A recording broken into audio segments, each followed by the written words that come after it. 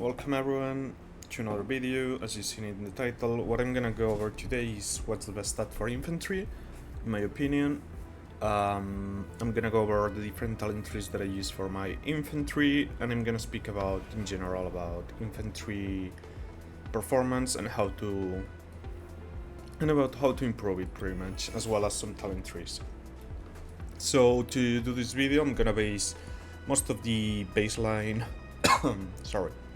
most of the baseline information on Rise of Kingdoms content creator. He's no longer playing, but he was kind of like he kind of breached through all the information, and some of the formulas used for these videos are based on his information for Rise of Kingdoms. Bear in mind, this video assumes that the Call of Dragons formula for combat is either close to or similar to the one that We Gaming projected, which I will show later.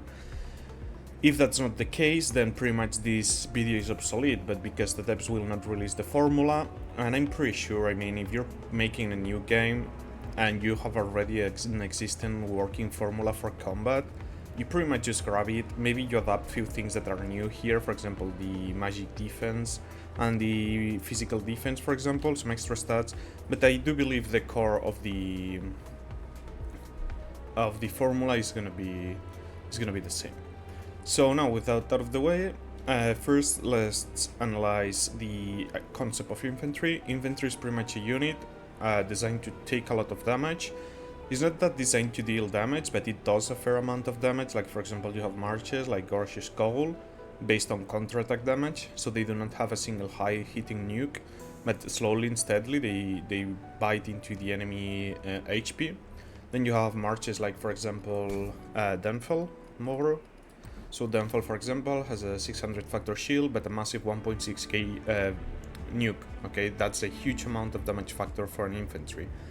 If you check, for example, Mogro, he has a 450 AoE damage factor that it's every single turn 450 damage for 3 seconds with an AoE and a debuff. Okay, so infantry still pack a punch, but their main design is meant to be like a tanky defensive unit. Okay, what this tells us is that already, if we analyze the 3 types of stats that we have, which is attack, defense, and HP, attack in this game is pretty strong, to be honest. I came from Rise of Kingdoms, where attack it was seen as probably the worst stat so far, for reasons I explain later, but in here it has a lot way more value, because in Rise of Kingdoms attack only increased normal attack, counter attack, and skill damage. It was those 3 things, and that's it. Okay, in Call of Dragons it increases normal attack, counter attack, skill damage, artifact damage, and pet damage. So now you have 5 factors that benefit from having attack, which gives this stat a lot more value in the game. Okay, and then we have the 2 defensive stats, which is defense and HP. Some people think that HP represents the HP bar next to the march and it somehow increases the amount. No, that's complete bullshit. Okay, HP is just the same as defense, and defense is the same as HP. Okay, and I will showcase it in the next formula. The HP bar next to unit is based on the percentage of units remaining inside the march. So let's go to ChatGPT. So here you can see the formula. This is the formula that We Gaming came up, okay, to kind of represent the combat. You gotta bear in mind, this is not the complete formula that's used in the game. There's still unknown factors, like, for example, there's catch-up mechanics. So if you're losing super hard the battle, the game will give you small buffs to, like, you will not suddenly, because you get those buffs, win the fight, but if you were going to get wrecked, you'll get slightly less wrecked. Okay, it's just to try to compensate the difference on too many stats or someone getting destroyed too fast. Okay, but what we can see here is that, and by the way, another thing We Gaming mentioned is that, for example, well, it's this formula here. Okay, so like troop count matters for damage, but it's not linear. Okay, so maybe you go from 0 to 10,000 troops and you have 100% increase in damage, and then you go from 10,000 to 20,000 and the increase in damage is only that of 80%, and then from 20 to 30k it's 65% increased damage. Okay, it's not like every single time you double your amount of troops you double your damage output. Okay, that's not how it works. So we can see it here. Here GPT is just making an analysis on the On the formula, here it explains the... So far, the only diminishing returns ChatGPT found is with the number of troops increased. This multiplier shrinks. I know there's diminishing returns in stats themselves. So, for example, going from 100 to 100, from 0 to 100 attack maybe has like 100% value of those numbers, but from going from 100 to 200, now each point of attack is not 1% damage increase, but maybe it's like 0.75, and from 200 to 300 is 50% increase. Okay, we know this exists, one because of Rise of Kingdoms, and two because I asked yes, and he pretty much told me yes, there's diminishing returns on stats. Okay, so here I asked him, does it show remaining diminishing returns in terms of stats, blah blah blah. Plus, what can you tell me about those three stats, okay? So no, in this formula there's no representation of diminishing returns, but we know they are in the game. This is just... I mean, I didn't give him enough information. This question is super important. This works for any troop type, okay? So what about like having 100 defense and 100 HP, or having 115 defense and 50 HP? Which one will perform better? Weak Gaming already resolved this in his video, okay, but I wanted to showcase it on this one. So here ChatGPT makes some analysis, okay. So scenario A, you have 100 and 100, gives a better mitigation damage than a scenario B with 150 and 50. As you can see here, the calculations, okay. So you end up with a total result of 10,000, the higher the better, versus here 7,500. That's why I advocate you level up as much as you can your HP to your defense. You have 100 defense and 80% HP, try to bump that HP. If you have 50% defense and 100% HP, you need to bump that defense, okay? If you have, for example, 120 defense, 120 HP, and you have some way, let's say a rune, let's say a city skin, to bump those stats, let's say go with attack. Unless you have like 200 attack, then go with attack, because your defense is already kinda min-max. Yes, of course, increasing that defense will improve, well, or will reduce the amount of damage taken, but still, it's not gonna be as efficient because you're already creating. So yes, you're getting more stats, sorry, but at the same time, you're increasing the gap between one stat and the other one, reducing the efficiency. I mean, it's a bit confusing, but trust me, okay? Just do what I said. I mean, here you have the detailed information, multiplicative synergy. Doubling one stat while having the other does not keep the product constant unless the curve is flat, which is not the case. If you push one stat very high and neglect the other one, you're losing efficiency, especially under diminishing returns on the denominator, okay? Optimal tankiness strategies to balance defense and health instead of overstacking one. You need to maximize their product, not one individual stat, okay? That's because of the formula here. But yeah, this doesn't work for stat the same way, for attack the same way, because attack doesn't have like attack 2.0, which you need to compensate with and level up, okay? So attack is a bit more of a free stat. So now that we know this kind of information, it's important to analyze our marches and like the composition of their stats. So for example, I played some battle abyss with my little T4s, okay? And look, this is pretty easy to see. What are you seeing on my stats? Bear in mind, this account is not T5, I'm missing 16% attack from tech, okay? But it's very clear that I'm losing almost 100% HP. And bear in mind, I have a 10% HP city skin, okay? So for this march specifically, we have two stats that we're interested on, attack and HP. Now, attack is really good for this march because this march is based on normal attacks and counter-attack damage. And attack really benefits this because every single turn that extra attack is increasing slightly or damage and giving us better returns, rather than, for example, like increasing 5% attack on a 10k nuke that happens once every 20 turns, okay? It's another thing that Weak Gaming explained. He made the comparison with Attila Takeda. Attila Takeda was a march in Rise of Kingdoms that was literally destroying everything, and it was the same concept as Gorge's Skull, okay? No skill damage march with a lot of counter and normal attack damage, okay? So the same can be applied. So what we're looking already for this march is that our main stat that we do not want is defense. Increasing defense, of course, again, will reduce our damage, but it's not as efficient as increasing our HP. So for example, maybe 2.5 increase in HP equals 5% increase in defense, okay? So that's why we want to pump the HP to reduce our damage, because point per point, HP has way more value than defense for this march specifically. Now, why is this the case? It's because of Spirit Bond Torque. Okay, if we check artifacts in the game, they are one of the main sources of stats. This artifact alone is giving me 62% defense. Okay, if we check the march, still we will have less HP than defense. Okay, so if we, let's say just 100% defense and 73% HP. So in this case, they will be still way closer, but HP will still have a bit more value than defense. Okay, although at this point is not as noticeable as in the current state. And bear in mind, like if I were to remove my city skin, we're talking that they have like 100 more defense than HP, which is a very hard gap to close. Okay, so this is the main reason why the order I'm gonna say that the best stats are for infantry currently, because you gotta bear in mind this is right now at the moment of this video. Because if they were to release a new infantry pair that, for example, their artifact is like the dragon scale armor, okay, this one here, you can see this is double HP stats. If most of the artifacts for infantry were to be HP, then again we will need to go on North March, check the stats. If we see that HP is higher than defense, then defense in terms of defense is gaining more value than HP. Okay, but what's the issue with infantry? Spirit Bond Torque 62% defense, Warhammer 62% defense. Okay, I need to check the Dunfell shield. Okay, that's the only thing I'm not really sure because I don't have it.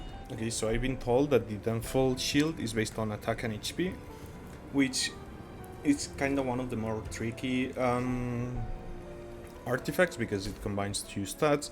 But then again, if we check, where's it? So for example, no stats so far, defense and HP. So that already tells us that our HP and defense are gonna be a bit more equal. No stats here. Okay, we check Morrow. Nothing. Attack and defense. So we can already see that this march is gonna have a good chunk of defense. And that's it. This is a debuff on the enemy. So we can see that this march, Dunfell Mower, is kinda equalized on all terms. Like it gives you, attack is gonna be good for that march because they don't give that many. They give a good chunk of HP. But we need to remember something about HP. Okay. When we check our technology, HP is always the lowest stat because yes, here we have HP and here we have HP, but we don't have HP here. This is only attack and defense, okay? So that's why HP is so hard to come by. So yes, even after an artifact with mixed attack and HP, even as an artifact as Dragon Scale with double HP, I'd say the best stat for infantry right now is HP, then attack, then defense. Okay, especially considering that your main infantry march is Gorgeous Cobble, and this march has too much defense and too low HP. Okay, now my recommendation is not fully focused on HP. My recommendation is, for example, let's say I have this city skin of 10% HP, then I might grab an attack rune on the field. Okay, so I bumped those two stats because those are performing good. I conducted some tests. Let's see where they. Okay, here. So this test is with 10% extra attack, as you can see here the trade, 3.7 to 9.6. This one should be with HP, yes, 10% more HP, 3.4 to 9.3. As you can see clearly HP and defense reduce damage taken, but so does your damage dealt to the enemy, okay? So that's why I think attack and you gotta bear in mind that attacking this march is really valuable due to the damage source. You gotta bear in mind that attacking this march is really valuable due to the damage source, which is normal attack and counter-attack damage mainly. So you want extra tankiness? Focus on HP. Do you want a bit more damage? Focus on attack. Due to the, like, look, these are more reports from, how is it called? Battle Abyss. My 300k troops versus 11 mil. That's by how many troops I got swarmed. Okay, infantry are gonna get swarmed a lot. You really want them to stay alive to keep blocking the enemy so your DPS can deal more damage. That's the reasons, all of these together are the reasons that my priority order for infantry is HP, attack, and defense, okay? Now maybe in 2 years, for example, they release like 3 new infantry commanders that are super strong and their artifacts give like double HP, for example. Then maybe we can start considering having, for example, defense, like bumping defense through a city skin or buffing defense through a rune, okay? But as of right now, HP for me is by far the best one. Something important too, for example, like again, let's check this march, for example. Look at HP. HP is always the lowest stat. The only way to not be that the case is if the artifact is double HP stats, like the Dragon Scale. And even with the Dragon Scale, if the heroes have like some defense skills, like skills that give you the attribute defense, then it's probably not that defense is going to be lower, but maybe even, okay? So yeah, this wraps up all the stats part, math part, blah blah blah blah blah blah, okay? Believe me or not, this is the information. Take it as you want. Do with it what you want. I'm gonna proceed to the talent trees. First one I'm gonna go is Downfall. Pretty simple for me. So you always gotta go Infantry due to this perk, okay? Like receives 25% less damage of bonification. So when you swarm, every single person that adds into the swarm up to a limit increases the damage received. This neglects it, okay? So that's pretty important. I go with the PvP side because this is all damage reduction for 20 seconds. This for me is way more valuable than, for example, 8% skill damage. Because, for example, if you get hit by Magro Zaida, this is useless, but this gives you some value, okay? Then I take... This is wrong, bro. What the fuck is this? In this case, I take the skill damage. If it's Downfall Magro, I take the skill damage, okay? And then this one, you can either go with a bit more march speed, or you can go with some extra attack, 2% defense. I wouldn't really bother. And now, this pathing, for this march, I think both works. You will see that in my Skull Gorish march, there's picks that I really take. I ignore counter-attack damage. This is not a march that it's focused on counter-attack damage, it's focused on skill damage. I really love this perk. Like, you will see it when I explain the Gorish Skull Talent Tree. This procs non-stop. I'm having 15% extra stacks non-fucking stop. This has no internal cooldown, 10% chance when you're in battle, which is always with your infantry, okay? And these 15% stats are a good buff to your march.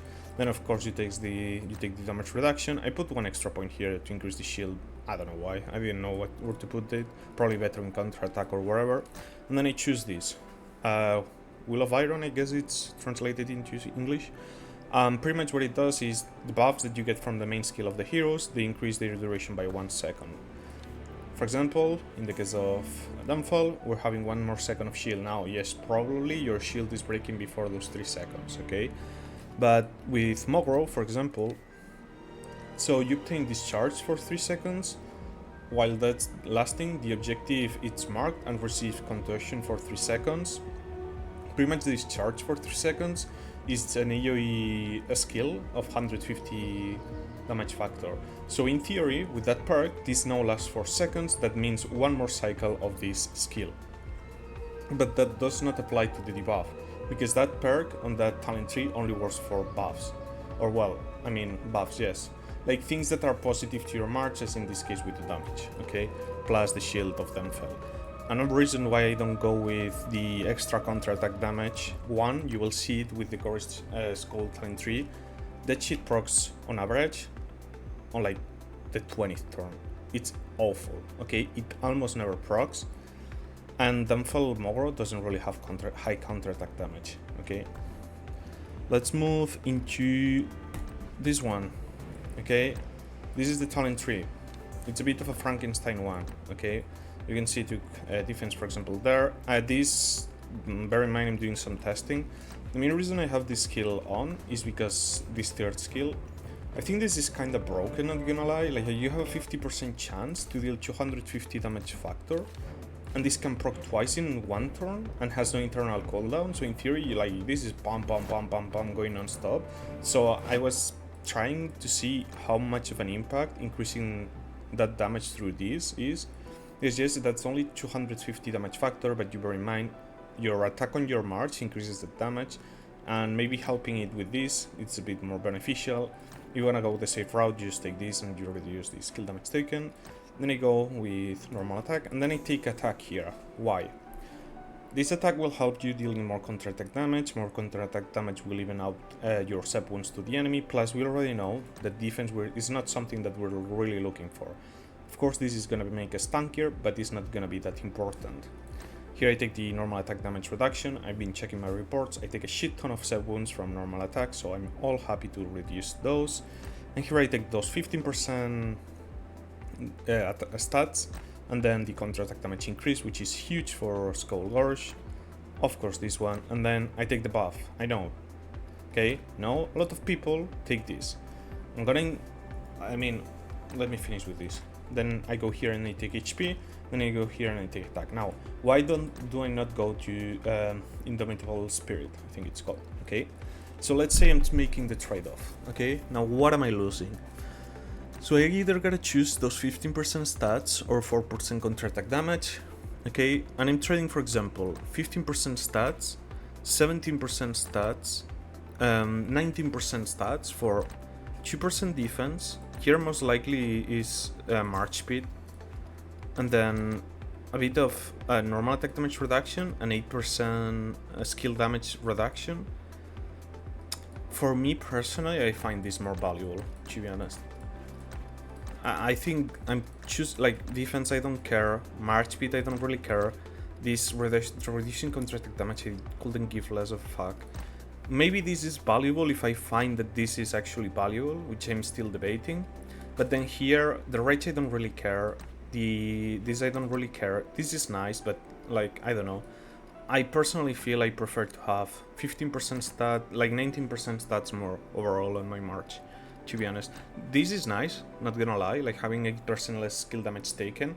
But I do believe that probably like 10%, well, 5% defense and 5% HP plus 2% HP here is helping to offset those stats.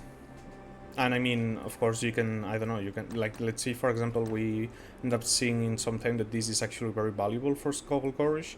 You can drop, for example, those two stats, go defense here. Something else I could do, for example, is I drop this, I put 3 points here, that will leave me with 7.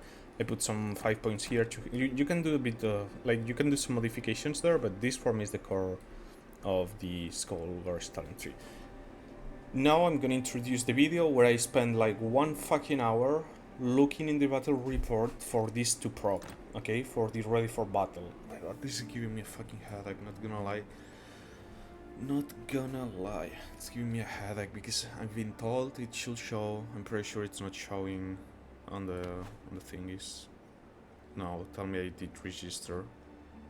Oh no. Bro, I'm fucking malding right now. Now I'm pissed. I'm fucking pissed. Like, really fucking pissed. Bro, why is this shit not showing? Okay, so, again, let's check. Gorish. 6 seconds. Skull. 6 seconds. 6 seconds should be 6 turns after that skill is cast. So, if I go to, for example, this report, this. Okay, I need something that lasts a bit longer. 1 minute. For example, this one. Okay, this should be enough. So, in theory, here I cast my Gorge skill, I guess.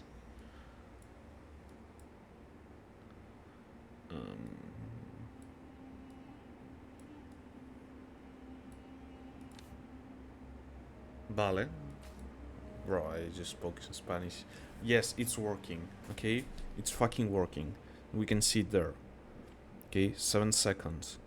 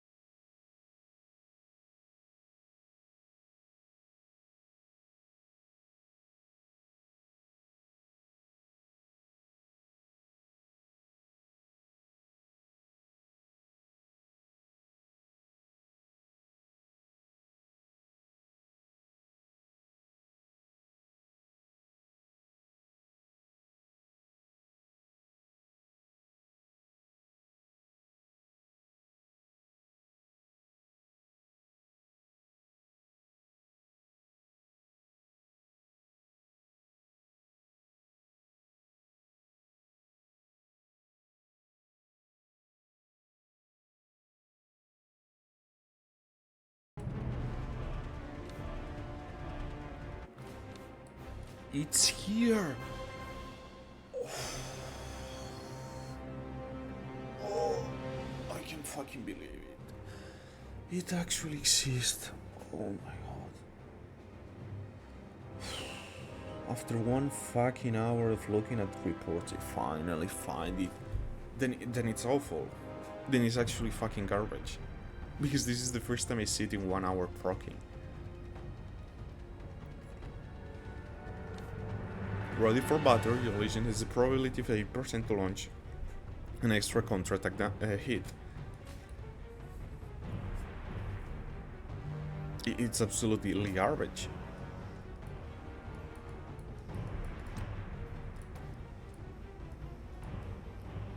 So, you need to look for Listo para la batalla. Okay, that's the name in Spanish for ready for battle. If you get to see that again, look again. As you can see, it didn't proc here, nothing here, nothing here, nothing, nothing, nothing, nothing, nothing, nothing, nothing, nothing at all, nothing.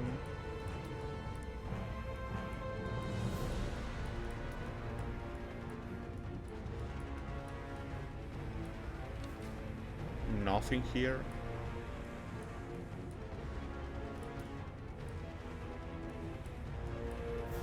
No. It took me a shit ton of times. I had to ask CS twice if this was actually triggering, if it was not bugged, and I finally managed to find it on one of my reports. I gotta say, this is a lot of RNG, because there was one time where I checked and it was like, I proc it one turn, next one not, and third one I was proccing it, and I was like, okay, that's nice. But on average, after checking for like 1 fucking hour, I just found that this triggers like, on average, 15 to 20 seconds per turn. Meanwhile, I'll have this guaranteed every single time I trigger my skills, which is very often with Infantry due to getting Swarm, due to Spirit Bunter giving me 600 rage, and I'm getting 1 second extra of 15% attack, 50% attack, 15% damage reduction, and 1 more second of 15% more HP and the Bloody Fury. I don't know, for me that seems too valuable considering the low procs of the other perk. Plus, I mean, you will see it on the video, 1 more counter attack is 700 damage.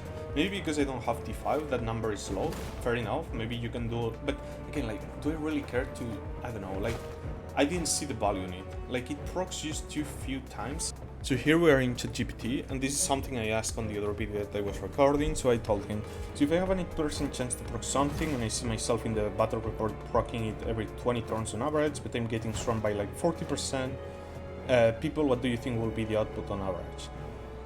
So the proc chance is 0.008, I see it proccing on average of 20 turns, I'm getting strong by the people, blah blah blah blah. Your chance to proc is 8% per opportunity, now you get 40% more opportunities in terms of like getting strong by more people, example being attack more. Your average time between procs should go down from 12.5 to 20 turns to around 9 turns. Let me know the exact mechanics. Okay, so here I tell you, what do you think is more valuable? A 2x damage on like an average of 9 turns, or 1 more second of 50% attack and 50% HP every single time I cast the skill, which is around 5 to 6 turns, because that's how fast you cast skills when you're getting swarm. Bro, 1 sec. Bro, shut up. Okay, so here, more mathing, okay. So this is like the 2x damage, which is what I consider the extra counter-attack damage, okay, because it's like my counter-attack damage multiplied again. So it will be an average of 11% more damage over time versus this one. I mean, bear in mind the calculations are not exact here for the main reason that we don't know the exact formula, so you cannot really add it. But again, we're increasing our survivability, we're increasing our damage with the attack. Yes, it's only 1 turn, but you proc so fast the skills that I do believe if you're getting heavily swarmed, you can literally finish your current cycle of skills, which now is 7 turns, and then instantly cast again. So you're pretty much just making yourself having like constantly 50% more attack, 15% more damage 15% less damage taken and 15% more HP, which I think is really valuable. So here's the summary. Maybe slightly more damage, yes, you can get. Doesn't increase your survivability. This one increases your survivability as well as increases your damage speed. And remember, this just gives you one extra counter attack. This 50% attack increase increases the damage of your pet too, which is something we need to value in this game, okay? As well as the damage of your artifact. Or of course, in the case of Gorgeous Cobble, it doesn't matter because the artifact itself doesn't deal damage, okay? So yeah, I think this pretty much is it. Now, the big question. For the Heights of Power, what is my recommendation? So we know the city skin is not gonna be HP. We got just breaking news that the event is going the 1st of July. June? July? Yeah, July. So we know it's not HP, so it's either attack or defense. If you're a whale and you're a main infantry main, go with whatever it is, because like having 10% stats over 5% attack is gonna be stats is gonna benefit you. But the list of priorities, if it's attack, I really try to get it because it's gonna be really good, especially for Gorgeous Cobble. Like if they keep releasing heroes with high counterattack damage, it's gonna really benefit you.